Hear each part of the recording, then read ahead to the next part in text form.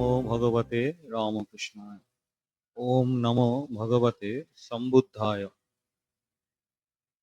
অক্রোধেন জিনে ক্রোধম অসাধুং সাধুনা জিনে জিনে কদরিয়ত দানেন অলিক সত্যবাদেন। এটি বিনয় পিটকের ধম্মপদ থেকে একটি শ্লোক, যেখানে বলা হচ্ছে বুদ্ধের উপদেশ, অক্রোধের দ্বারা ক্রোধকে জয় করতে হবে, সাধুতা দ্বারা অসাধুতাকে জয় করতে হবে, দানের দ্বারা কৃপণতাকে জয় করতে হবে এবং অলিক বা মিথ্যাকে সত্য বচনের দ্বারা জয় করতে হবে। আজ অত্যন্ত শুভ দিন, পবিত্র দিন, বৈশাখী পূর্ণিমার পুণ্যতিথি, এবং আপনারা যারা রামকৃষ্ণ ভক্তমণ্ডলী তাদের কাছে আজকে একটি বিশেষ দিন, কারণ আজ 1 মে রামকৃষ্ণ মিশনের 130তম প্রতিষ্ঠা দিবস। সকাল থেকে বিভিন্ন আশ্রমে, বিশেষত বলরাম মন্দিরে এবং বিকালে বেলুড় মঠে একটি সভা হয়েছে। বলরাম মন্দিরে সকাল থেকে পূজা পাঠ হোম ইত্যাদি হয়েছে এবং ভক্তরা প্রসাদ পেয়েছেন। বেলুড় মঠেও বিকালে একটি সভা হয়েছে, যেটি আমাদের পরম পূজনীয় প্রেসিডেন্ট মহারাজ এবং অন্যান্য বরিষ্ঠ মহারাজগণ সেখানে ছিলেন, এবং সেখানে আমরা অনলাইনে দেখছিলাম, সেখানে রামকৃষ্ণ মিশনের যে প্রথম মিটিং তার প্রসিডিংস বা সেই কার্য বিবরণী পাঠ করা হয়েছে। 1897 সালের সেই দিনটি 1 মে, খুব সম্ভবত ছিল শনিবার। 5 মে আরেকটি মিটিং হয়, সেই মিটিংয়ে, সেই শনিবারের মিটিং এর কার্য বিবরণী পাঠ করা হয়। একটু আগে গানে শুনলেন, বুদ্ধের মতো হৃদয় যার, যার হৃদয় বুদ্ধের মতো তিনি হচ্ছেন বুদ্ধ হৃদয় বিবেকানন্দ।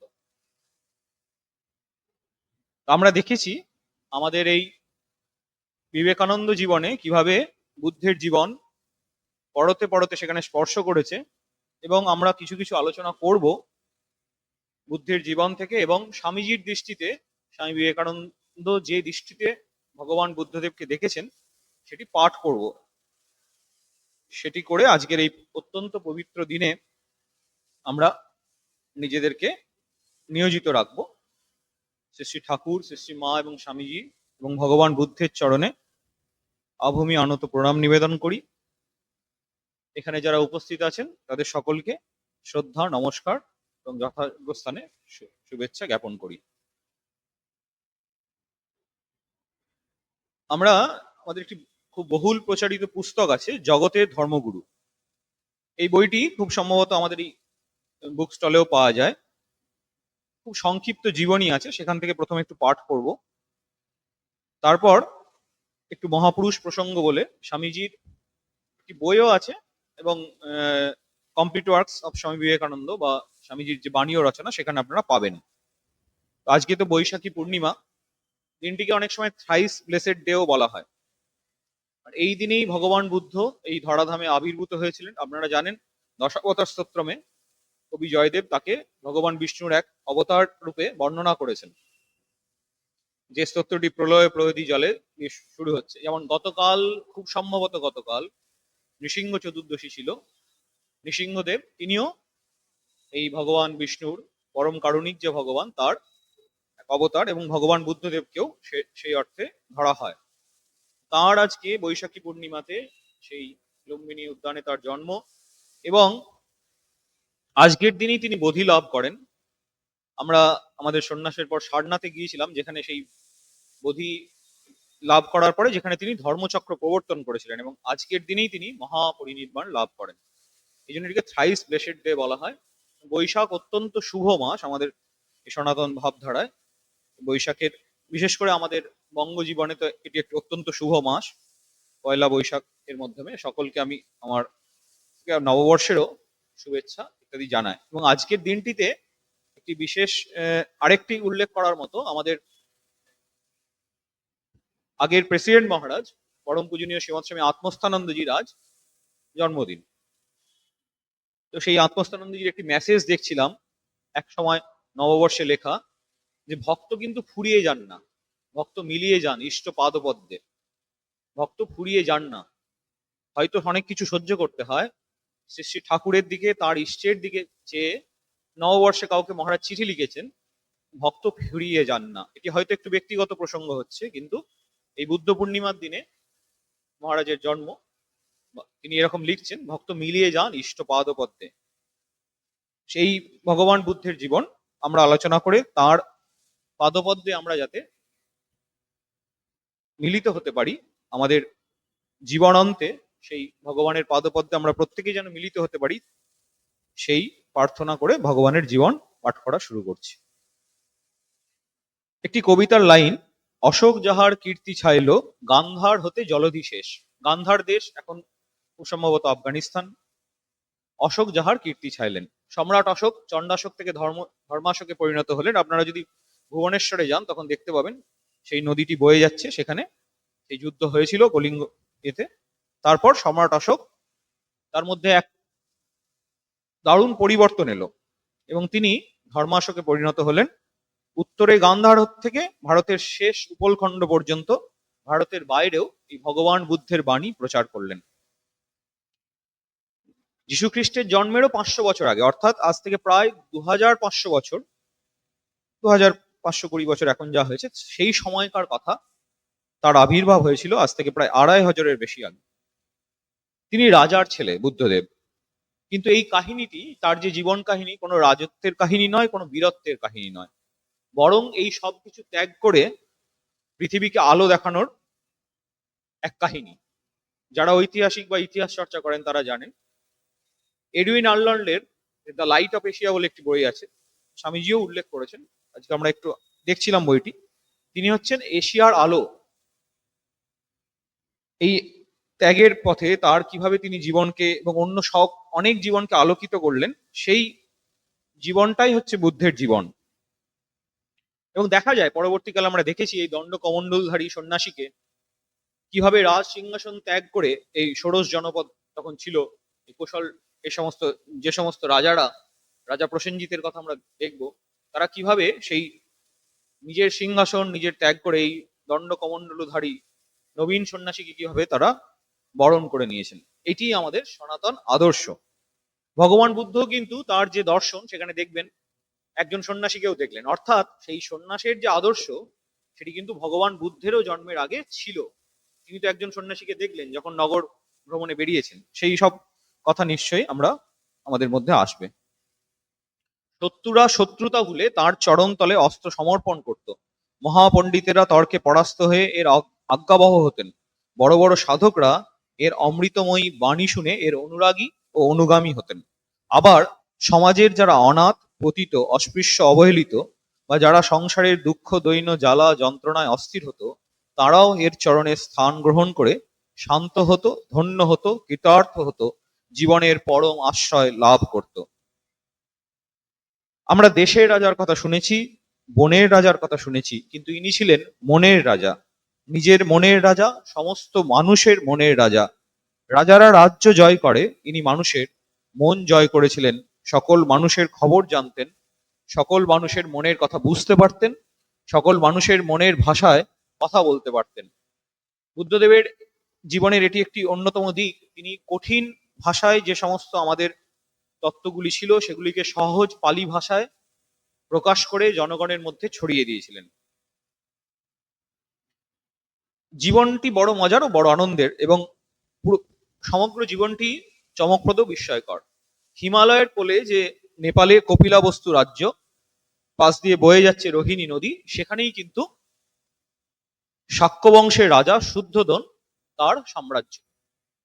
বুদ্ধদেব তিনি নিজে এই হিন্দু রাজার বংশে জন্মগ্রহণ করলেন। তারপরে তার যে অনুগামীরা একটি নতুন ধর্মমতের জগতে ছড়িয়ে পড়লো, এবং স্বামীজি অ্যানালিসিস করেছেন তার বুদ্ধিস্টিক মুভমেন্ট এই রচনাতে, যে এমন কোনো দেশ নেই যেখানে সেটি ছড়িয়ে পড়েনি। সেটিও কিন্তু আমরা যদি ভালোভাবে আলোচনা করি বা রিসার্চ করি, আমরা দেখতে পাবো। রাজার দুইজন রানী ছিলেন, বড় রানী মায়াদেবী ও ছোট রানী মহা প্রজাবতী। একদিন মায়াদেবী স্বপ্ন দেখলেন, আকাশ থেকে নেমে আসছে সাদা ফুটফুটে ছোট্ট একটি হাতি। তার সুরে একটি ফুটন্ত পদ্ম। পদ্ম হচ্ছে আমাদের একটি শুভ এবং পবিত্রতার প্রতীক, আমরা পূজার সময় ব্যবহার করি। এটি যদি কোনো স্বপ্নে কখনো এই সমস্ত দেখা যায়, এগুলি হচ্ছে শুভ লক্ষণ। এই হাতিটি রানীর শরীরে মিলিয়ে গেল। রানী জেগে উঠলেন। স্বপ্নের কথা শুনে রাজা দৈবজ্ঞদের ডাকলেন। দৈবজ্ঞরা জানালেন এক মহাপুরুষ শাক্য বংশে জন্ম নেবেন। আপনারা মিলিয়ে দেখতে পারেন, আমাদের ঠাকুরের জন্মের সময়, মায়ের জন্মের সময় এই একই ঘটনা, একই ধরনের ঘটনার পুনরাবৃত্তি ঘটছে। অবতাররা যখন আসেন তখন তাদের বাবা মা এমন এক স্তরে উন্নীত হন, সেই পিতামাতা, সেই দুর্লভ যারা, তাদের জীবন আমাদের সকলের প্রণম্য। এই রাজা শুদ্ধোধন ও মায়াবতী, তারা কিন্তু এই বিরল দর্শনের অধিকারী বা অধিকারিণী হয়েছিলেন। এর কিছুদিন পরে বৈশাখী পূর্ণিমার দিন, আজকের এই পুণ্য তিথিতে, রানী কপিলাবস্তু থেকে কিছু দূরে দেবদহে তার বাপের বাড়ি যাচ্ছিলেন, একেবারে মায়ের জন্মকথার মতো। অবতার বা যারা আসেন ভগবান ভগবতী তাদের মতো। পথে লুম্বিনী বাগান। রানী এই লতায় কুঞ্জে ভরা ফুলে ফুলময় বাগানে বিশ্রাম করতে নামলেন। আকাশে পূর্ণিমার চাঁদ। একটি ছোট্ট কবিতা লিখেছেন নবীনচন্দ্র সেন। আনন্দে মূর্ছিতা দেবী পড়িতে ধরিলা করে, এক শাল শাখা সুশোভন প্রসূত হইল পুত্র, ত্রিদীপ লতায় যেন ফুটিল প্রসূন মনোরম। এরপর নামকরণ করা হলো। ত্রিকালজ্ঞ ঋষি অসিত দেখতে এলেন রাজকুমারকে। রাজা শুদ্ধোধন তাকে পাদ্য অর্ঘ্য দিয়ে বন্দনা করলেন। ঋষি দেখলেন শিশুকে, দেখে অশ্রু বিগলিত হয়ে শিশুকেই প্রণাম করলেন।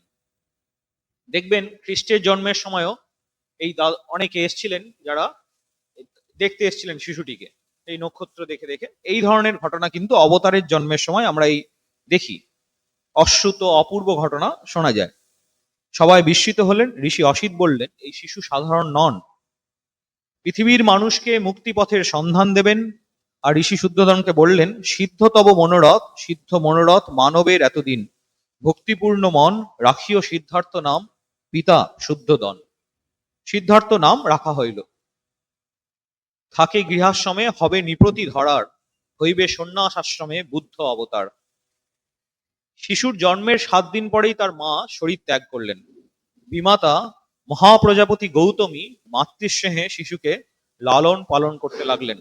পরবর্তীকালে আমরা দেখব তার নাম হয়েছিল গৌতম, গৌতমীর পুত্র গৌতম। সেই সময় ওখানকার নামকরা পণ্ডিত ছিলেন বিশ্বামিত্র। শিশুর শিক্ষা জীবন শুরু হলো। দেবদত্ত, আনন্দ, নন্দ প্রভৃতি অন্যান্য রাজকুমারদের সঙ্গে গৌতমের পড়া শুরু হলো। বালক সিদ্ধার্থের প্রখর বুদ্ধি, আশ্চর্য স্মৃতিশক্তি দেখে গুরু অবাক হলেন। ললিত বিস্তারে কথিত আছে, সিদ্ধার্থ 64 প্রকার লিপি ও নানা প্রকার বিদ্যা শিক্ষা লাভ করেন। নানা বিদ্যার মধ্যে নিগম, পুরাণ, ইতিহাস, অর্থবিদ্যা প্রভৃতি, শাস্ত্রের মধ্যে জ্যোতিষ, সাংখ্য, বেদ, অক্ষক্রীড়া প্রভৃতি। তাছাড়া নৃত্য, বাদ্য, বীণা প্রভৃতি এবং লোকচরিত্র প্রভৃতিও শিক্ষা করেন। তিনি ক্ষত্রিয়, রাজার ছেলে, অতএব ক্ষত্রিয়রা যা করেন সেই ক্ষাত্র ধর্ম বিদ্যা তাকে শিখতে হয়েছে, মৃগয়াতেও যেতে হয়েছে। কিন্তু দেখা যাচ্ছে মৃগয়াকালে অন্য রাজকুমারদের সাথে মৃগয়ার পিছনে ধাবন করে যখন পশু ধরতে যাবে তারা, সেই সময় তিনি অশ্ববল্গা হালকা করে দিতেন। আবার কোনো পশুকে তীর নিক্ষেপ করতে যাবেন, সেই সময় ধনুর যে জ্যা সেটাকে আলগা করে দিতেন। এতে অন্যান্য কুমারেরা ক্ষুণ্ণ হতেন। মৃগয়ায় পূর্ণ সামর্থ্য সত্ত্বেও পশু বধ করতে কুমার চাইতেন না। দেখা যেত কোনো পশু পক্ষী তীরবিদ্ধ হয়ে পড়ে গেলে কুমার তার শুশ্রূষা করে ছেড়ে দিতেন। একদিন দেখা গেল সিদ্ধার্থ বাগানে বসে আছেন একলাটি। এমন সময় নীল আকাশের গায়ে একদল হাঁস সারি বেঁধে উড়ে যাচ্ছে। কি তাদের আনন্দ! হঠাৎ কারুর হাতের তীরে বিদ্ধ হয়ে যন্ত্রণায় অধীর হয়ে তারা ছেঁড়া ফুলের মালার মতো একটি হাঁস সিদ্ধার্থের কোলে এসে পড়ল। সিদ্ধার্থ হাঁসটিকে বুকে তুলে নিলেন। এই করুণা প্রথম কুমার বুঝতে পারলেন। এ বলা হয় বুদ্ধের মতো করুণা। এই করুণা, তার বিশ্বব্যাপী করুণার যে পূর্ণ প্রশোভন, সেটি তার মধ্যে থেকে প্রস্ফুটিত হতে থাকলো। করুণার অশ্রু জলে তিনি, তার চোখ ধুয়ে যেতে থাকলো। কুমার সেই তাকে বুকে নিয়ে জননীর মতো তার মুখে পানে চেয়ে রইলেন। কুমার নীরবে ঘরে ফিরলেন, কিন্তু তার মনের মধ্যে কিন্তু একটা পরিবর্তন, এই সমস্ত মৃগয়া, এই ধরনের এই ঘটনা আস্তে আস্তে আসতে শুরু করলো। হলকর্ষণ যখন হচ্ছে, হলকর্ষণ হচ্ছে সাক্ষ্যরাজের একটা পুরনো উৎসব। সেই সময়কার এই এটা একটা খুব রিসেম্বল, যে দেখবেন ওই নেপালের কাছেই যখন আমাদের আমরা দেখেছি রাজা জনক সেই হলকর্ষণ করতে গিয়েই মা সীতাকে পেয়েছেন। এই হলকর্ষণ সেই সময় রাজাদের একটি সেই রাজ্যের উৎসব আর কি। এই রোহিণী নদীর তীরে কর্ষণ ক্ষেত্র হয়েছে, স্বর্ণহল, স্বর্ণ শৃঙ্গ, বলিবর্দ এগুলো সব এসেছেন, পুরো লক্ষ্মীরা এসেছেন। এটি অত্যন্ত পবিত্র মাঙ্গলিক অনুষ্ঠান। গ্রামের কৃষকরা এসেছেন, রাজা স্বয়ং হলকর্ষণ করবেন, বাদ্য শঙ্খ এ সমস্ত বাজছে, হলকর্ষণ শুরু হলো। সিদ্ধার্থ দেখলেন হলকর্ষণ করলে তো অনেক পোকামাকড় তারা মারা যাবে, সেগুলো সিদ্ধার্থ দেখলেন পাখিরা উড়ে এসে সেই নিষ্প্রাণ কীটকে দংশন করছেন, খাচ্ছেন মনের আনন্দে। আবার ব্যাঙ বেরিয়ে এসে সেই পতঙ্গকে খাচ্ছে, যেমন একটা খাদ্য চক্র, ফুড সাইকেল যেটা আমরা বলি। বিবর থেকে বেরিয়ে এসে সাপ সেই ব্যাঙদের খাচ্ছে। জীব জীবকে বিনাশ করছে। জীবনের কি ব্যর্থ প্রয়াস, এই বিরাগ বৈরাগ্যের এক একটি ঘটনা কিভাবে তার জীবনে ব্যর্থ প্রয়াসের কথা, অর্থাৎ স্থূল জীবনের ব্যর্থ প্রয়াসকে তাকে দেখাচ্ছে। গৌতম উৎসব ক্ষেত্র থেকে দূরে সরে এলেন। একটি জাম গাছ ছিল, সেখানে স্থির হয়ে বসে ভাবতে লাগলেন জীবের কথা। ভাবতে ভাবতে সংজ্ঞাহীন হয়ে গেলেন। আমরা দেখেছি যে কোনো মহাপুরুষদের জীবনে বা অবতারদের জীবনে এইরকম কোন একটি প্রাকৃতিক ঘটনা থেকে তারা কিন্তু প্রথম এই সংজ্ঞাহীন অবস্থা। আমরা ঠাকুরের জীবনেও দেখেছি, কামারপুকুরের আলে এই মেঘ, জল ভরা মেঘ, এইরকম সময় বর্ষাকালে সাদা বক উড়ে যাচ্ছে, এই যেমন বললো বকের মালার মতো। ঠাকুর দেখে সংজ্ঞাহীন হয়ে পড়লেন। এই প্রকৃতির অপূর্ব শোভা, অপূর্ব বা অশ্রিত কিছু যখন আমরা দেখি, তখন আমাদের মন অন্য রাজ্যে চলে যায়। আমরা মায়ের জীবনেও দেখেছি, পূর্ণিমার চাঁদ দেখে যোগানন্দজির বর্ণনাতে আছে, দক্ষিণেশ্বরে মা একেবারে সমাধিস্থ। এগুলি কিন্তু আমরা এই আবার যখন নরেন্দ্রনাথ যখন রায়পুরে যাচ্ছেন প্রথম, সেই রায়পুরে পাহাড়, দুটো পাহাড় যে যেখানে মিলেছে, সেই অপূর্ব সৌন্দর্য দেখে তিনি কিন্তু সেই সময় সমাধিস্থ হয়েছিলেন, এরকম বর্ণনা স্বামীজির জীবনে আছে। সংজ্ঞাহীন হলেন, জগতের পারে কোন সুদূরে তার মন চলে গেল। রাজা উৎসব শেষে কুমারের অনুসন্ধান করতে লাগলেন। দেখলেন যেন পর্বত শিখরে আগুনের ন্যায়, তারকামণ্ডিত শশধরের ন্যায় এই ধ্যানস্থ কুমার তেজে দীপকল্প। তাকে দেখে রাজার সর্বশরীর যেন দগ্ধ হয়ে যাচ্ছে। রাজার মনে পড়ল তখন ঋষি অসিতের কথা আর দৈবজ্ঞদের কথা। রাজা চিন্তিত হলেন। রাজা দেখলেন কুমারের দীপ্ত বৈরাগ্যের মূর্তি। ভাবতে লাগলেন, এরপরে সব বাবাই যা ভাবেন, তারা কুমারকে বদ্ধ করতে চান সংসারে, সেরকম ভাবে তিনি ভাবলেন কিভাবে মায়ার নিগড় বন্ধনে বাঁধা যায়। রাজা কুমারের বিবাহের ব্যবস্থা করলেন। স্থির হলো দণ্ডপাণির কন্যা গোপার সঙ্গে পরিণয়ের কথা। কিন্তু প্রথা অনুযায়ী গোপার স্বয়ংবর সভার আয়োজন হলো। এই সভায় দিতে হলো সিদ্ধার্থকে শৌর্য বীর্যের পরিচয়। সিদ্ধার্থ মল্লক্রীড়া, ধনুর্বিদ্যা, অশ্বচালনা, রথচালনা, তরবারি চালনা, লক্ষ্যভেদ প্রভৃতি কলাবিদ্যাতে সমান সুদক্ষ ছিলেন। 7 দিন ধরে এই সমস্ত প্রতিযোগিতা চলল। সকল বিষয়েই শ্রেষ্ঠ হলেন সিদ্ধার্থ। সাক্ষ্য দণ্ডপাণি হৃষ্টচিত্তে কন্যা সমর্পণ করলেন। রাজা শুদ্ধোদনের আনন্দের সীমা নেই। পুত্রকে সুখী ও সংসারী করার জন্য পৃথিবীতে যা কিছু রমণীয়, পঞ্চ ইন্দ্রিয়ের কাছে যা কিছু নয়ন আনন্দকর, সবই তিনি বিতরিত করলেন কুমারের চারিদিকে।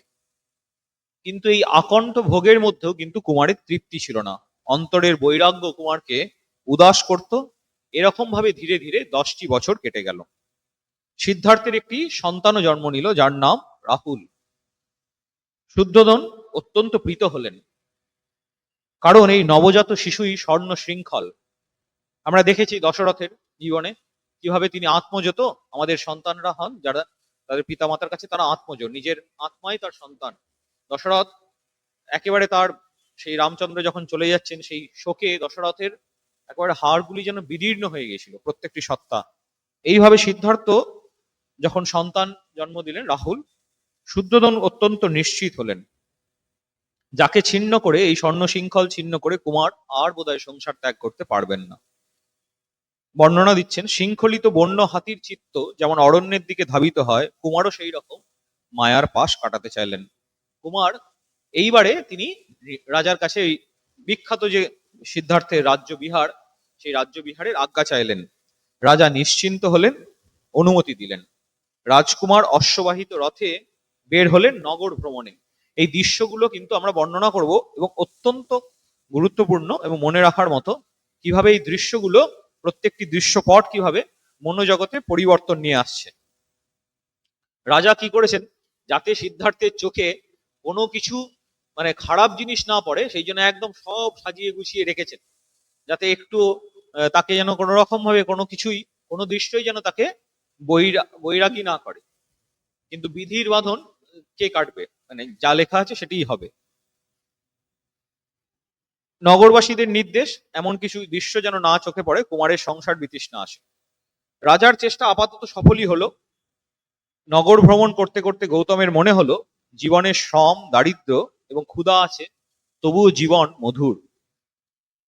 কিন্তু এরপরে মানুষের চিরন্তন ত্রিবিধ দুঃখ, জরা, রোগ ও মৃত্যুর রূপ ধরে কুমারের সামনে উপস্থিত হলো। রাজার সমস্ত চেষ্টা ব্যর্থ হলো। কি দেখলেন কুমার? একজন শীর্ণ অথর্ব বৃদ্ধ পথ দিয়ে হাঁটছে, মাথায় চুল নেই, মুখে দাঁত নেই, হাত কেবলই কাঁপছে, দৃষ্টিশক্তিহীন বৃদ্ধ, কানেও শোনেন না। অস্থি চর্ম সার একটি দেহ লাঠিতে ভর করে চলছে। সিদ্ধার্থ দৃশ্য দেখে শিহরিত হলেন। চালক ছন্দক সিদ্ধার্থের প্রশ্নের উত্তর দিলেন, লোকটি জরাগ্রস্ত। আমরা সকলে জরার দিকে যাচ্ছি তো, যেটাকে ইংরেজি পরিভাষায় বায়োলজির টার্মে বলে এইজিং। এই এইজিং আমাদের একেবারে এটাকে একেবারে ধরতে হবে নিশ্চিত। এটা আমাদের প্রকৃতির, যেহেতু এই শরীরটি প্রকৃতির পঞ্চভূত নিয়ে তৈরি, প্রকৃতির নিয়মে সেটি বিকারগ্রস্ত হবে, জরাগ্রস্ত হবে। জরা জগতের সমস্ত প্রাণী জগৎকে একদিন না একদিন গ্রাস করবে। যশোধরা, রাহুল, শুদ্ধোধন, কুমারকেও এই জরা বিকল ও নিষ্ক্রিয় করবে। এই কথা ভেবে ভয়ে শিউরে উঠলেন। একটা পরিণামবাদ হয়, আমরা যখন কোনো কাজ করি, আমাদের রাজযোগে আছে, সেই কাজ আমার হয়তো মনে হচ্ছে কাজটা ঠিক হবে কি হবে না, শেষ অবধি ভেবে নিতে হয় যে কাজটা হলে আমার কি হবে। এই যে অনেকে টেনশন ভোগ করেন, হ্যাঁ, করে ফেলেছেন, অত্যাচার করেছেন বা কিছু করেছেন, এসব করেছেন, কর্মফল তো আসবে। স্বামীজি লিখেছেন, শুভ কর্মে শুভ, মন্দে মন্দ ফল, এই নিয়ম রোধে নাহি কারো বল। ওই কর্ম মানে কি হতে পারে সেটাকে চিন্তা করে নিতে হয়, এটিও সাধনের একটি পদ্ধতি। সেই চিন্তা করে সেখান থেকে বিরত থাকতে হয়। যখনই ওইটি চিন্তা করা হয় বিপরীত কি পরিণাম হতে পারে, তখন দেখবেন সেই ভাবটিও আমাদের মন থেকে আস্তে আস্তে চলে যায়। এই রাজা কুমারের মধ্যে কিন্তু এই চিন্তাটি এলো, তিনি ভয়ে শিউরে উঠলেন, কি হতে পারে আমার শেষ সময়ে, এবং সবার, আমি যাদেরকে খুব ভালোবাসি তাদেরও কি হতে পারে। এর থেকেও ভয়ানক দৃশ্য কুমারের দৃষ্টিপথে পড়লো। একটি জীবন্ত মানুষ, গায়ের চামড়া বিবর্ণ, স্থানে স্থানে তামার রং ধরেছে, স্কিনটা একটু তামাটে হয়ে গেছে। আমাদের স্কিনের যে পিগমেন্ট থাকে, মেলানিন, সেগুলো অনেক সময় আস্তে আস্তে যখন বয়সের সাথে সাথে ওগুলো আর ঠিকভাবে কাজ করে না, অঙ্গ গলে পড়ছে। লেপ্রোসির ক্ষেত্রে আমরা জানি এগুলো হয়, এই সমস্ত বিরল রোগ। এ কি বিভৎস দৃশ্য! সাধারণ মানুষ তাকে দেখে ঘৃণায় সরে যাচ্ছে। লোকটি কুষ্ঠরোগী, এর নাম ব্যাধি। কুমার করুণায় আর্দ্র হয়ে ছন্দককে প্রশ্ন করলেন, ছন্দক উত্তর দিলেন, সুন্দর সুপুষ্ট যে শরীর আমাদের, সেখানে কিন্তু ব্যাধি আসবে আস্তে আস্তে, সময়ের সাথে সাথে, কালের সাথে সাথে সেই কাল ব্যাধি রূপে সেই শরীরকে গ্রাস করবে, জরা রূপে গ্রাস করবে, ব্যাধি রূপে গ্রাস করবে। সিদ্ধার্থ অত্যন্ত আতঙ্কিত হলেন, ভাবলেন, মানুষের এত ঐশ্বর্য, এত সম্পদ, এই সম্পদ গ্রহণ স্পৃহা সবই এই ব্যাধির জন্য নষ্ট হয়ে যাবে, মানুষ ভোগ করতে পারবে না, তাহলে এসবের প্রয়োজন কি? এর পরের দৃশ্যে সিদ্ধার্থ হলেন হতবাক।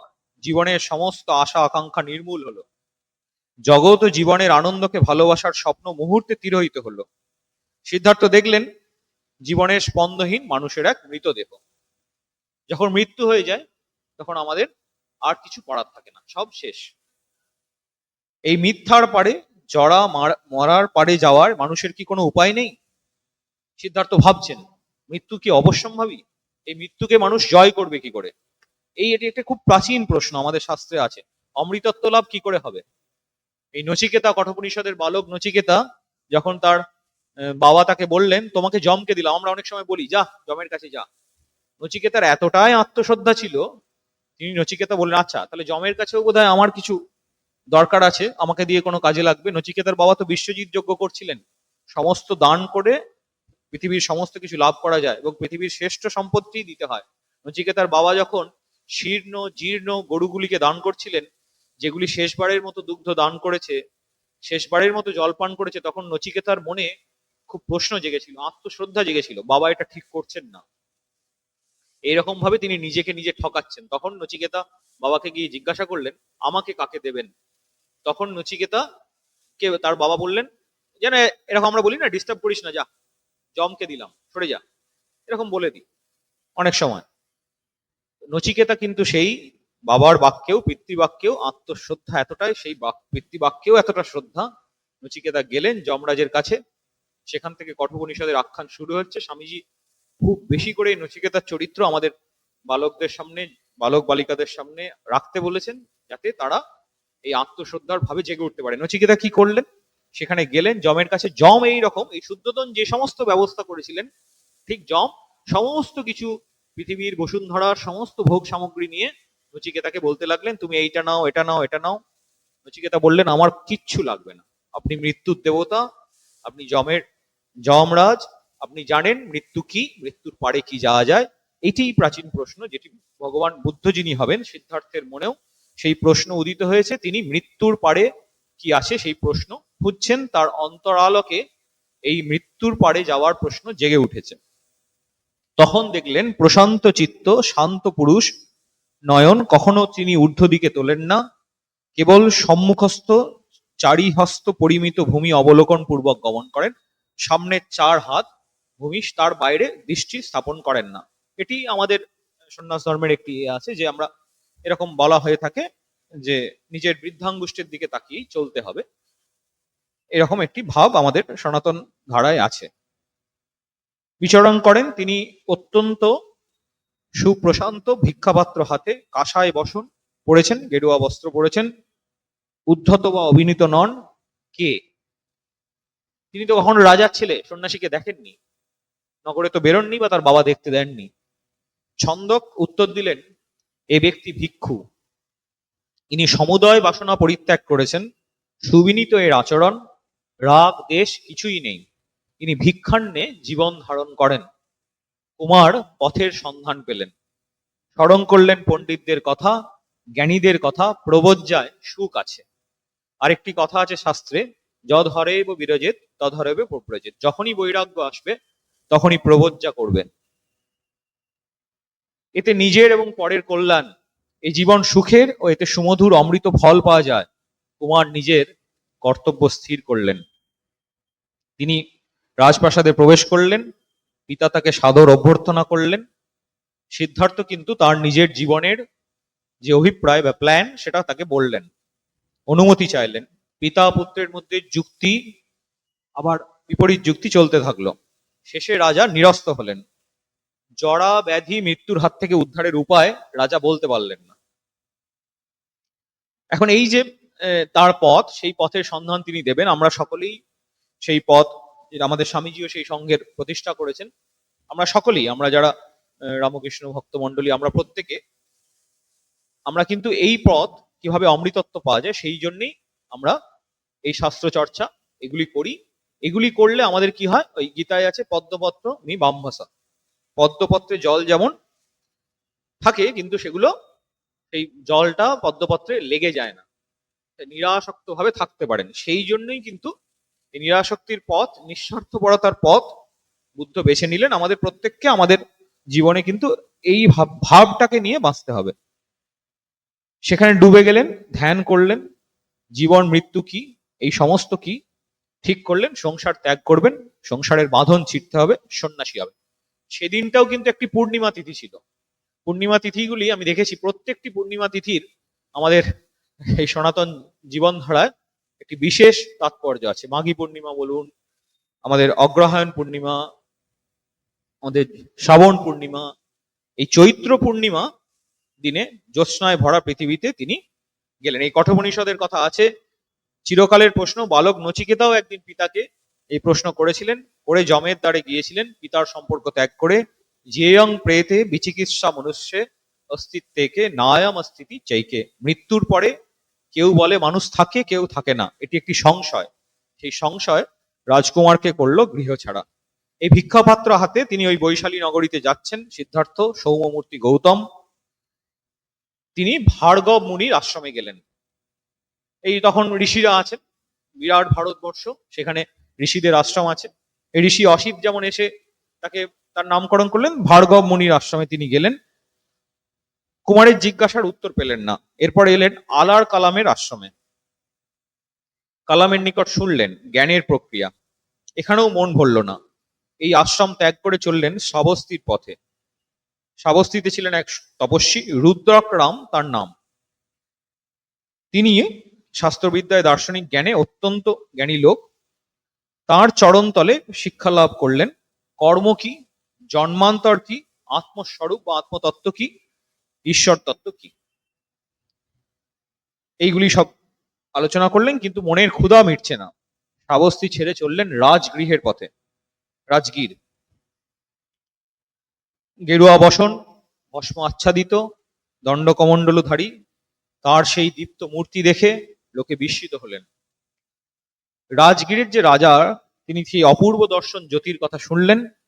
রাজা বিম্বিসার দেখলেন সিদ্ধার্থকে, মুগ্ধ হলেন, চাইলেন রাজ ঐশ্বর্যের লোভ দেখিয়ে তাকে সন্ন্যাসব্রত থেকে ফেরাতে। সিদ্ধার্থের অন্তরে তীব্র বৈরাগ্য দেখে রাজা বিরত হলেন, কিন্তু অনুরোধ জানালেন সিদ্ধি লাভের পর এই রাজ্যে এলে সাদরে বরণ করবেন এবং এই জ্যোতিকে আর গ্রহণ করবেন তার ধর্ম। যখন যাচ্ছেন তখন থেকেই এই দেখবেন স্বামীজির জীবনেও আমরা প্রায় পরিব্রজ্যা হচ্ছে। কত রাজার কাছে স্বামীজি গেছেন, তারা সবাই স্বামীজিকে তৈরি করে দিচ্ছেন, রসদ যোগাচ্ছেন। আবার যখন return to India, lectures from Colombo to আলমোড়াতে, আবার তারা বরণ করছেন। এই এক জীবন হচ্ছে। এবং স্বামীজি নরেন্দ্রনাথ যখন এই আমাদের উত্তর কলকাতার স্বামীজির বাড়িতে নরেন্দ্রনাথ একদিন ঘরে বসে আছেন, দেখলেন দেওয়াল থেকে একটি মূর্তি বেরিয়ে এলো, এসে সৌম্য মূর্তি, শান্ত মূর্তি তার দিকে চেয়ে আছে। স্বামীজি বালক নরেন্দ্রনাথ ছুটে ঘর থেকে বেরিয়ে গেলেন। পরে স্বামীজি বলেছিলেন, আমি বুঝতে পারিনি ভগবান বুদ্ধদেব আমাকে দর্শন দিয়ে আমাকে কিছু বলতে এসেছিলেন, তার কিছু মেসেজ ছিল আমার জন্য। হ্যাঁ, এটা স্বামীজি নিজে বলেছেন, স্বামীজির জীবনীতেও এটি আছে। জীবন শুরু হলো। সঙ্গে আছেন রুদ্রকের 5 জন শিষ্য, যারা এই কুমার জ্যোতিকে গুরুপদে বরণ করেছেন। স্বামীজির জীবনে স্বামী সদানন্দজি, হাতড়া স্টেশনের যিনি স্টেশন মাস্টার, তিনি প্রথম স্বামীজিকে গুরুপদে বরণ করেছিলেন। স্বামীজি কি মহান গুরু বিশ্বাচার্য, তিনি সেই শিষ্যের জুতো যখন ওই পাহাড়ি রাস্তায় তার যেত, সেটাকে মাথায় করে নিয়ে গেছেন। কুমার সন্ন্যাসী ধীরে ধীরে পৌঁছালেন বর্তমানে বোধগয়ার নিকট উরুবিল্ল নামক গ্রামে। পাশেই নৈরঞ্জনা নদী। সিদ্ধার্থের সুদীর্ঘ তপস্যা শুরু হলো। না খেয়ে, কখনো এক মুষ্টি তন্ডুল খেয়ে কঠোর তপস্যায় কুমারের শরীর ধ্বংস হলো। 6 বৎসর কঠোর তপস্যাতেও বোধিলাভ হলো না, বরং শরীর ক্লান্তিতে ভেঙে পড়ল। এবার যোগাসন ত্যাগ করে নৈরঞ্জনায় স্নান সেরে বসেছেন। এমন সময় এক শ্রেষ্ঠী কন্যা সুজাতা এই যোগীকে বনদেবতা জ্ঞানে পরমান্ন বা পায়েস নিবেদন করলেন।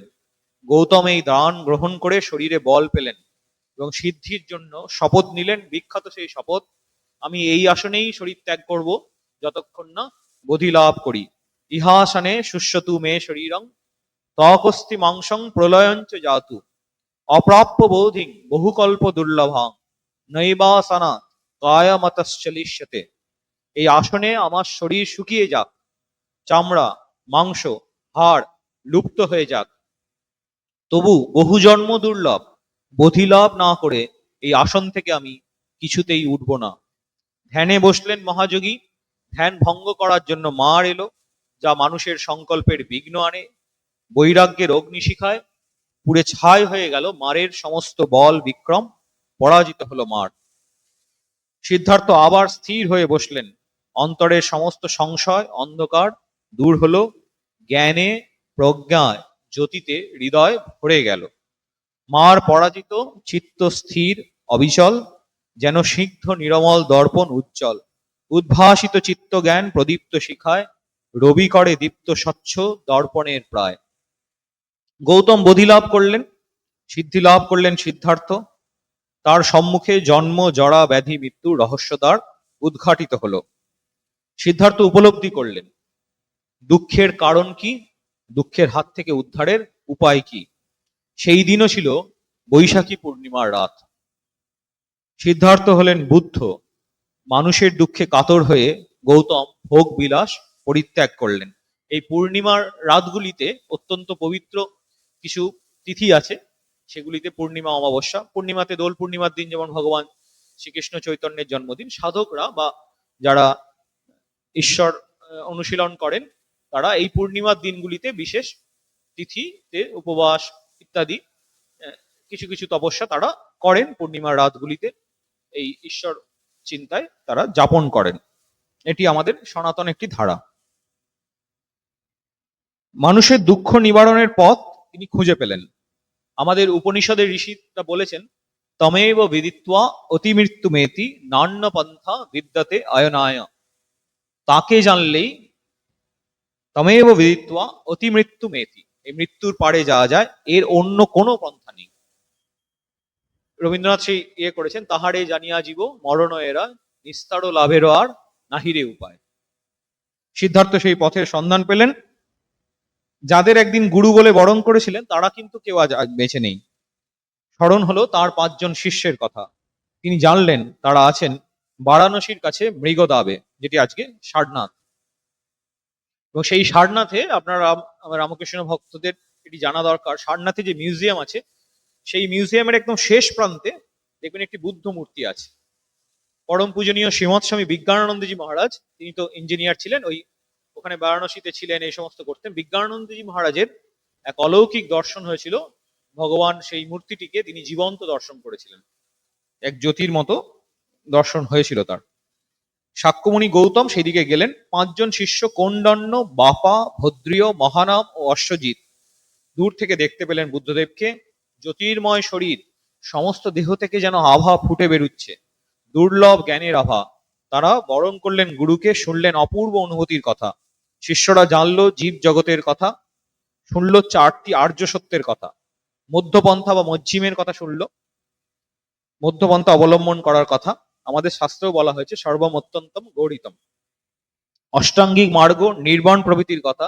শিষ্যরা গ্রহণ করলো এই নতুন ধর্ম, উচ্চারণ করলো ধর্মং শরণং গচ্ছামি, গ্রহণ করলো বুদ্ধদেবকে নতুন ভাবে, তাই উচ্চারণ করলো বুদ্ধং শরণং গচ্ছামি, সংঘং শরণং গচ্ছামি। জগতের ইতিহাসে এইভাবে সন্ন্যাস সংঘ স্থাপন এই প্রথম। আর আজকের এই দিনে বুদ্ধ হৃদয় বিবেকানন্দ তিনিও নবীন সন্ন্যাসী সংঘ প্রতিষ্ঠা করলেন। এবং এই সংঘং শরণং গচ্ছামি, আমাদের গানে বলা হয় সংঘ মূরতি শ্রীরামকৃষ্ণ।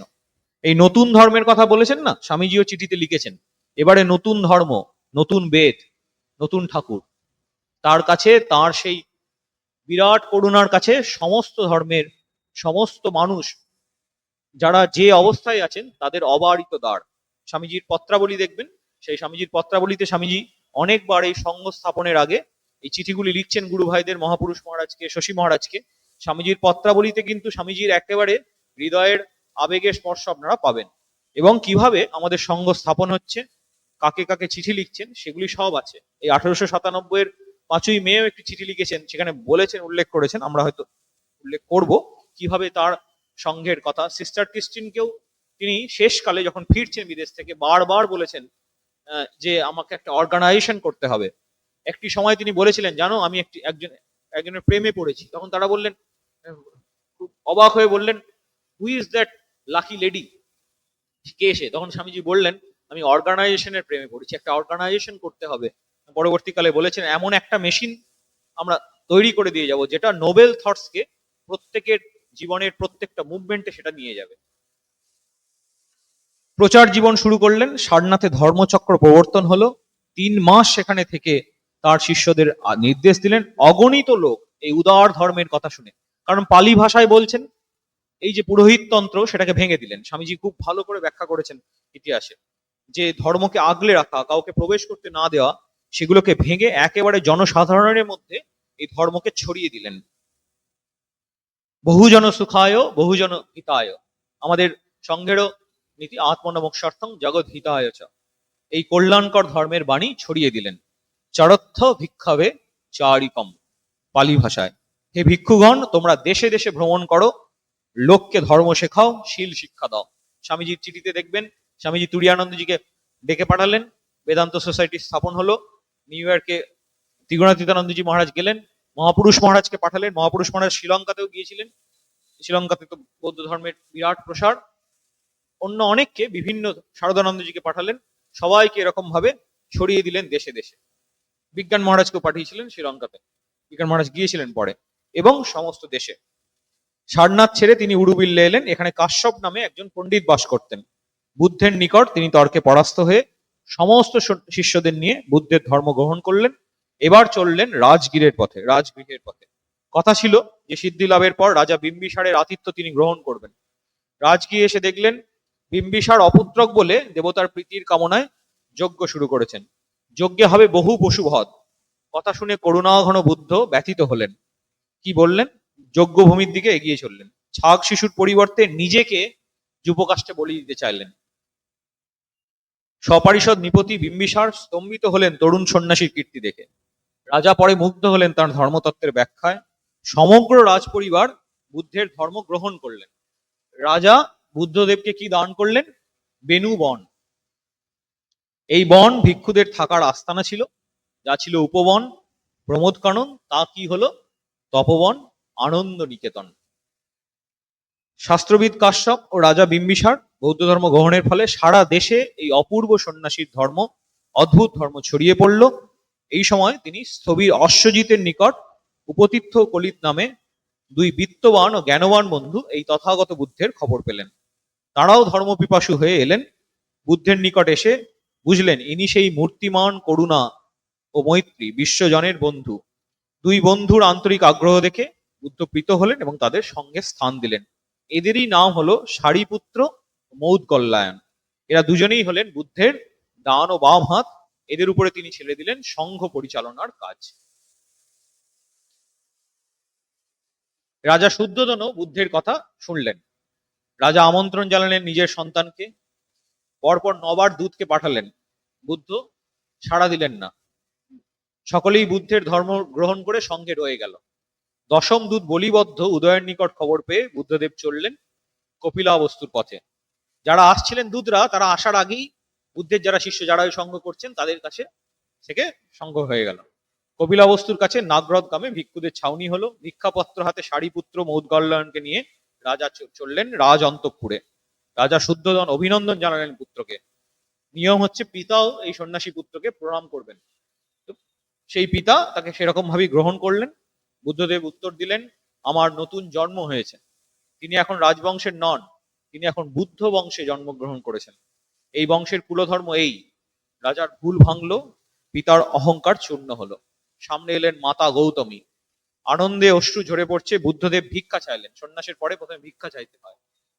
মাতা প্রশ্ন করলেন, কি ভিক্ষা দেবেন? বুদ্ধ বললেন, আপনার মনকে ভিক্ষা দিন। যে মন বিশ্বের কল্যাণ কামনা করে, যে মনের পরিমাণ নেই, গণ্ডি নেই, সর্বভূতে তার প্রসার, সেই মনই আমি ভিক্ষা চাইছি। এরপর গোপা, বুদ্ধের যিনি ধর্মপত্নী, বুদ্ধের চরণ নয়নাশ্রু দিয়ে ভাসিয়ে হৃদয়ের শ্রদ্ধা নিবেদন করলেন। এরপর এলো রাহুল। বুদ্ধদেব তাকে আশীর্বাদ করলেন। সেই আশীর্বাদ যেন সমগ্র বিশ্বে ছড়িয়ে পড়ছে। কি সেই আশীর্বাদ? সর্বপ্রাণী হোক সুখী, হোক শত্রুহীন, অন্তরে অহিংসা যেন রয় চিরদিন, নিজ নিজ যথালপ্ত সম্পত্তি হইতে বঞ্চিত না হয় যেন কেহ পৃথিবীতে। এই রাহুল পিতৃধন প্রার্থনা করলো। বুদ্ধদেবের আদেশে সারিপুত্র রাহুলের প্রবজ্জার বেশ দিলেন। রাহুলও ভিক্ষু হলো, পুত্রও ভিক্ষু হলো। নন্দ, জ্ঞাতিভাতা অনেকে বুদ্ধের ধর্ম গ্রহণ করলেন। বৃদ্ধ রাজা রানী হাহাকার করতে লাগলেন। সিদ্ধার্থ গেল, নন্দও গেল, রাহুলও গেল। রাজ্য চলবে কি করে? সিদ্ধার্থ বুঝলেন। তাই তিনি শপথ করলেন পিতামাতার অনুমতি ছাড়া ছোটদের সঙ্গে যোগদানের অনুমতি দেবেন না। কপিলাবস্তু থেকে সাক্ষ্যমণি ফিরে এলেন রাজগৃহে। পথে সাবস্তিতে পরিচয় হলো সুদত্তের সাথে। এর অপর নাম অনাথ পিণ্ডদ। ইনি আমন্ত্রণ জানালেন বুদ্ধকে। বুদ্ধ রাজি হলেন। সাবস্তির শ্রেষ্ঠ উপবন কিনলেন ব্রাহ্মণ কুমার জেতের কাছ থেকে বুদ্ধদেবকে অভ্যর্থনার জন্য। অনাথ পিণ্ডদ যে পরিমাণ অর্থ দেন, তা যে পরিমাণ স্বর্ণ মুদ্রা পাশাপাশি রাখলে জেত বন ঢাকা পড়ে যায়। জেতবন বিহারে বুদ্ধদেবের আগমনের পর অনাথ পিণ্ডদ এই জেতবন ভিক্ষু সংঘকে দান করলেন। বৈশালীতে মহামারী দেখা গেল। বুদ্ধের পদার্পণে বৈশালী নগরী মৃত্যু হাত থেকে রক্ষা পেল। বৈশালীর সমস্ত লিচ্ছবিগণ বুদ্ধের ভক্ত হয়ে গেলেন। বুদ্ধদেব বেনুবনে আছেন। এখানেই এক শিষ্য তাকে শালবন দান করেছেন। সেই শালবন হচ্ছে মহাবন বিহার। আমরা বৌদ্ধ বিহারের যে কথা শুনি, সেগুলি হচ্ছে এইগুলি। বুদ্ধদেব এখানে আছেন। তিনি শুনলেন রোহিণী নদীর জল নিয়ে শাক্যদের মধ্যে দ্বন্দ্বের কথা। বুদ্ধ সেখানে গিয়ে একতার কথা শোনালেন, ইউনিটির কথা শোনালেন।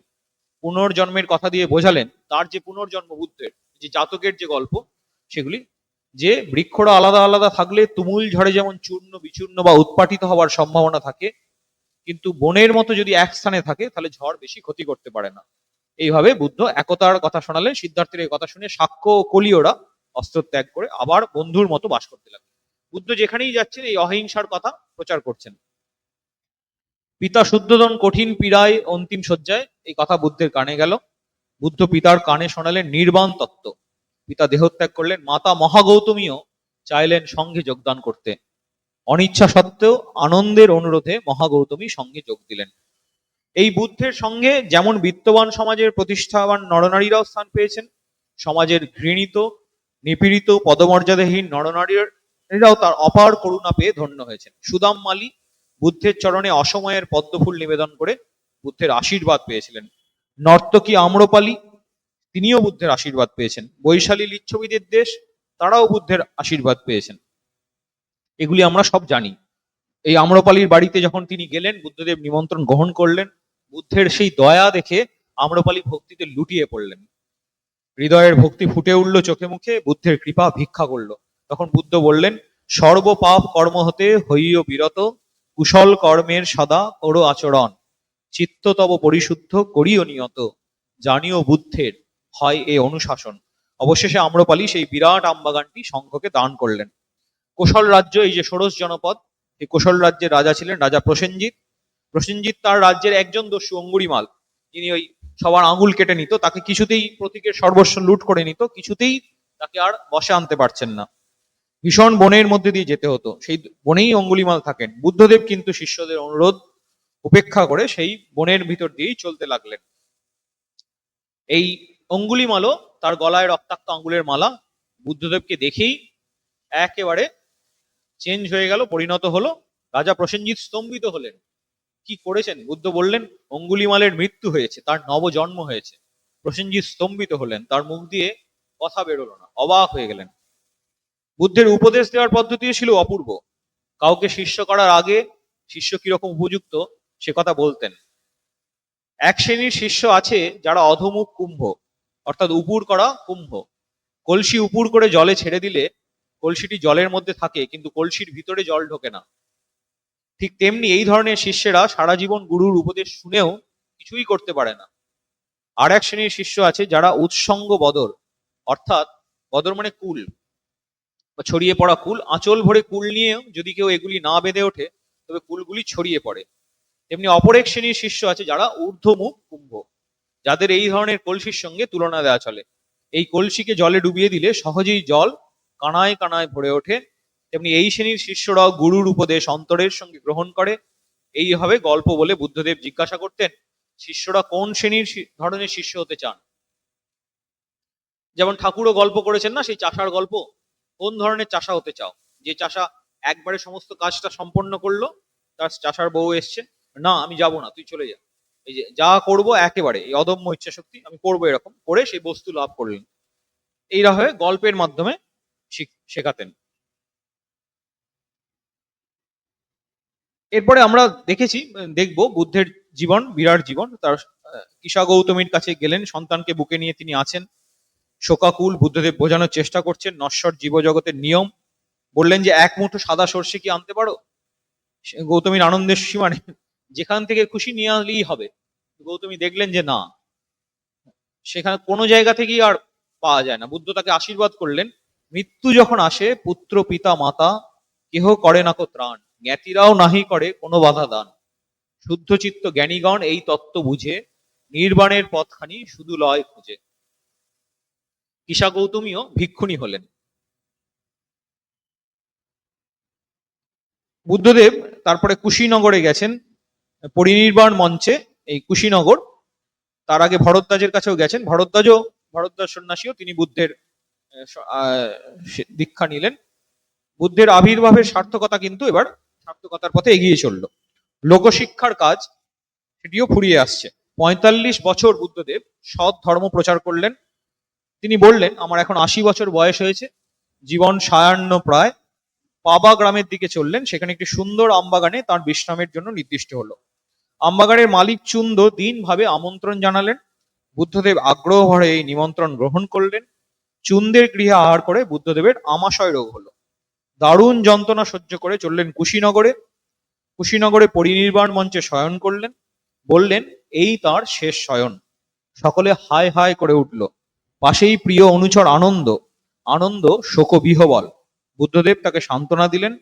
ধীরে ধীরে নীরবতা এলো। মহা কথা, মহাকণ্ঠ শান্ত সুগভীর, নৈশ নীরবতা সহ মিশাইল ধীরে, মিশাইল ধীর পূর্ণ জ্যোৎস্নায় সহ, নির্মল উজ্জ্বলতর পূর্ণ জ্ঞানালোক, সমাধিস্থ বুদ্ধদেব লোভিলা নির্বাণ।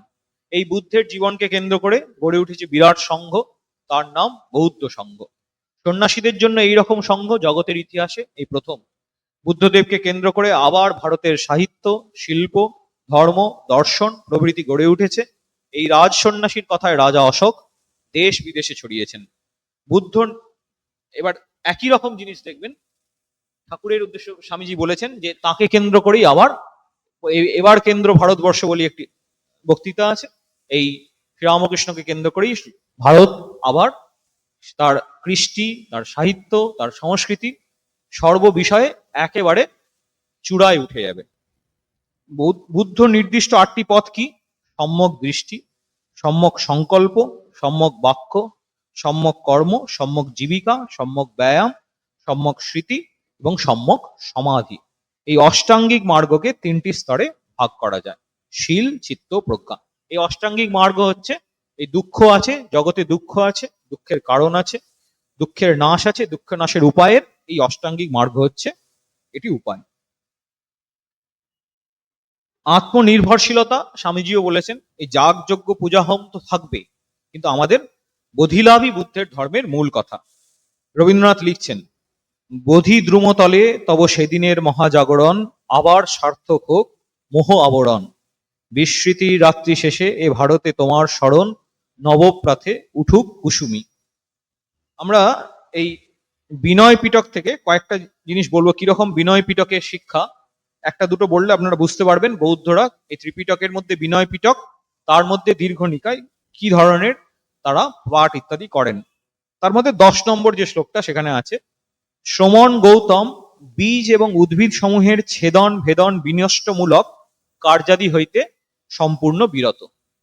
ভিক্ষুগণ প্রশংসা করিলে পৃথক জন এই বলিয়াও তথাগতের প্রশংসা করিবে। একবেলা মাত্র আহার করেন শ্রমণ গৌতম, বিকাল ভোজন হইতে সম্পূর্ণ বিরত, রাত্রিতে উপবাস পালন করেন। শ্রমণ গৌতম নৃত্য গীত বাদ্য বিশুক দর্শনাদি হইতে সম্পূর্ণ বিরত। শ্রমণ গৌতম পুষ্পমাল্য সুগন্ধি দ্রব্য বিলেপনাদি ব্যবহার মণ্ডন ও বিভূষণ হইতে সম্পূর্ণ বিরত। শ্রমণ গৌতম উচ্চ সজ্জা মহাসজ্জা শয়ন উপবেশন হইতে সম্পূর্ণ বিরত। শ্রমণ গৌতম স্বর্ণ রৌপ্য মুদ্রাদি গ্রহণ হইতে সম্পূর্ণ বিরত। শ্রমণ গৌতম অপক্ষ বা অপাচিত ধান্য ও যাবতীয় শস্য গ্রহণে সম্পূর্ণ বিরত। এবং প্রাণী হত্যা পরিহার করিয়া শ্রমণ গৌতম প্রাণী হত্যা হইতে সম্পূর্ণ বিরত। সমস্ত প্রাণী জগতের প্রতি তিনি দণ্ডহীন ও শস্ত্রহীন, লজ্জাশীল, দয়ার্দ্র চিত্ত এবং অনুকম্পা পরায়ণ হইয়া অবস্থান করেন। হে ভিক্ষুগণ, প্রশংসা করিলে পৃথকজন এই বলিয়ায় তথাগতের প্রশংসা করিবে। এই মহাপুরুষ প্রসঙ্গে 1900 খ্রিস্টাব্দের 18ই মার্চ স্যান ফ্রান্সিসকোতে বুদ্ধের বাণী স্বামীজি লিখেছেন অনেকটা, আমি ছোট্ট অংশ একটু বলছি। ঐতিহাসিকের দৃষ্টিতে বৌদ্ধ ধর্ম এক বিশেষ গুরুত্বপূর্ণ ধর্ম, দার্শনিক দৃষ্টিতে নয়। কারণ পৃথিবীর ইতিহাসে এই ধর্মান্দোলন সর্বাধিক প্রবল আকারে দেখা দিয়েছিল। মানব সমাজের ওপর এই আন্দোলন সবচেয়ে শক্তিশালী আধ্যাত্মিক তরঙ্গ রূপে ফেটে পড়েছিল। এমন কোনো সভ্যতা নেই যার উপর কোনো না কোনো ভাবে এর প্রভাব অনুভূত হয়নি। বুদ্ধের অনুগামীরা খুব উদ্যমী ও প্রচারশীল ছিলেন। বিভিন্ন ধর্ম সম্প্রদায়ের মধ্যে এরাই সর্বপ্রথম নিজ ধর্মের সীমাবদ্ধ পরিধির মধ্যে সন্তুষ্ট না থেকে দূরান্তরে ছড়িয়ে পড়েছিলেন। পূর্ব পশ্চিমে উত্তর দক্ষিণে তারা ভ্রমণ করেছেন। তমসাচ্ছন্ন তিব্বতে তারা প্রবেশ করেছেন। পারস্য এশিয়া মাইনরে তারা গিয়েছিলেন। রুশ পোল্যান্ড এবং এমন আরো অনেক পাশ্চাত্য ভূখণ্ডেও তারা গেছেন। চীন, কোরিয়া, জাপানে তারা গিয়েছিলেন।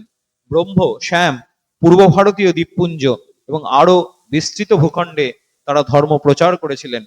সামরিক জয়যাত্রার ফলে মহাবীর আলেকজান্ডার যখন সমগ্র ভূমধ্য অঞ্চল ভারতের মধ্যে যোগাযোগ স্থাপন করলেন, ভারতের মনীষাও তখন এশিয়া ও ইউরোপের বিশাল দেশগুলির মধ্যে বিস্তৃতির পথ খুঁজে পেয়েছিল। বৌদ্ধ ভিক্ষুরা দেশে দেশে গিয়ে ধর্মপ্রচার করেন, আর তাদের শিক্ষার ফলে সূর্যোদয়ে কুয়াশার মতো কুসংস্কার এবং পুরোহিতদের অপকৌশলগুলি বিদূরিত হতে লাগলো। আপনারা যদি পারেন এই স্বামীজির যে অ্যানালিসিস বুদ্ধের, সেটি অবশ্যই পড়বেন। এখানে স্বামীজি বলছেন, তোমরা আর্নল্ডের এশিয়ার আলো, দ্য লাইট অফ এশিয়া কাব্যে পড়েছ, বুদ্ধ একজন রাজপুত্র ছিলেন এবং জগতের দুঃখ তাকে কত গভীরভাবে ব্যথিত করেছিল। ঐশ্বর্যের কোরে লালিত হলেও নিজের ব্যক্তিগত সুখ ও নিরাপত্তা তাকে মোটেই শান্তি দিতে পারেনি।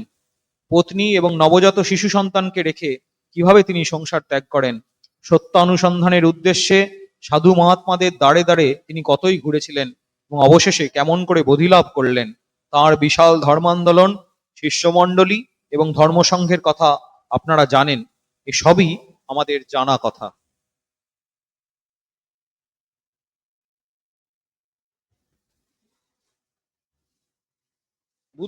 বুদ্ধ বলেছেন, এসব আচার অনুষ্ঠান যেগুলো আমরা করি সেগুলো ভুল। জগতে আদর্শ মাত্র একটি, যা সব মোহকে বিনষ্ট করো। সত্য তাই শুধু থাকবে। মেঘ সরে গেলেই সূর্যালোক ফুটে উঠবে। অহংয়ের বিনাশ কিভাবে হবে? সম্পূর্ণ নিঃস্বার্থ হও। একটি সামান্য পিপীলিকার জন্য প্রাণ দিতে প্রস্তুত থাকো। কোনো কুসংস্কারের বশবর্তী হয়ে কর্ম করবে না। কোনো ভগবানকে খুশি করবার জন্যও নয়, বা কোনো পুরস্কারের লোভেও নয়। কারণ শুধু অহংকে বিনাশ করে তুমি নিজের নির্বাণ চাইছো। পূজা উপাসনা এসব নিতান্ত অর্থহীন। তোমরা সবাই বলো ভগবানকে ধন্যবাদ, কিন্তু কোথায় তিনি কেউই জানো না, অথচ ভগবান ভগবান করে সবাই মেতে উঠেছ। এ স্বামীজি বললেন যে সম্পূর্ণ নিঃস্বার্থ হও। এই আরেকটি জায়গায় স্বামীজি বলেছেন, আনসেলফিশনেস ইজ গড। আমরা এই পরম পূজনীয় স্বামী প্রভানন্দজি রামকৃষ্ণ মঠের আদি কথা, এখান থেকে একটি ছোট্ট অংশ পড়ব। স্বামীজি পরিকল্পনা করেছেন।